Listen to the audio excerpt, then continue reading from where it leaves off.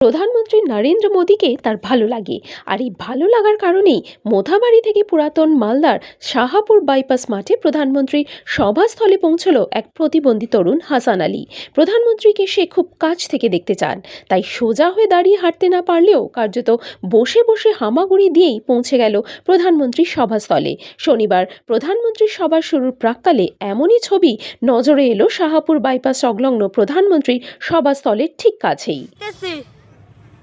বাড়ি কোথায়? বাড়ি প্রতাপপুর, মোথাবাড়ি প্রতাপপুর সাহেবপাড়া। কিসে আসলে? টোটোতে। টোটোতে? একাই না, কার সাথে এসছো? একাই। তুমি তো প্রতিবন্ধী, তো এইভাবে মানে কষ্ট করে যাস। হ্যাঁ মোদিজিকে ভালো লাগে? হ্যাঁ ভালো লাগে। কেমন কেন কেন ভালো লাগে?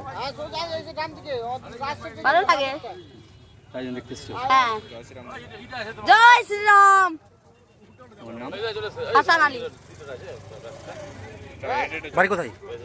বাড়ি মোথাবাড়ি প্রতাপপুর সাহেবপাড়া।